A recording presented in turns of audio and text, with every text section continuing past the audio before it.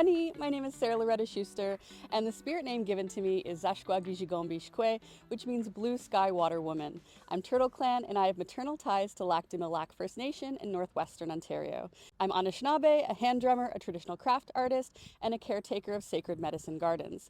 I'm also the founder of Miskwaadesi Studio right here at Central Library, and together with our amazing partnerships, we create inclusive craft and cultural programming that is open to everyone. And this program is really important to me. I'm an intergenerational survivor of the 60s scoop, and my own experience with adoption really led me to want to create the spaces that were unavailable to me when I was growing up right here in Richmond Hill. In my own journey of reconnecting and piecing together my own story with my biological family, books have been at the heart of helping me make sense of things, and today I'm so honored to share some of my favorite books that have had a really big impact on me as we recognize Truth and Reconciliation Month. The first book I'm going to talk about today is the Miskwaadesi book by Edward Benton Benet.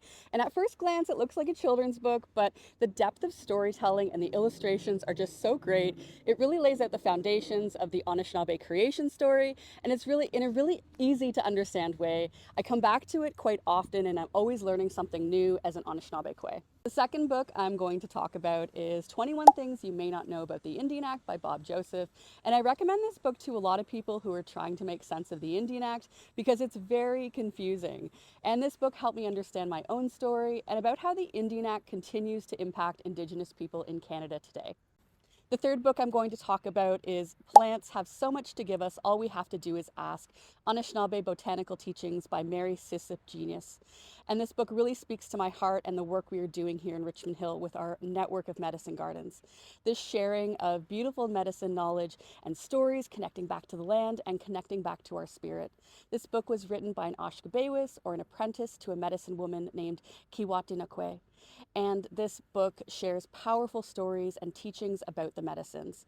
It's a beautiful reminder to our connection to the land as we honor Truth and Reconciliation Month. It's so important for us to acknowledge that not too long ago these teachings weren't allowed to be shared. These medicines weren't even allowed to be recognized as cultural practices.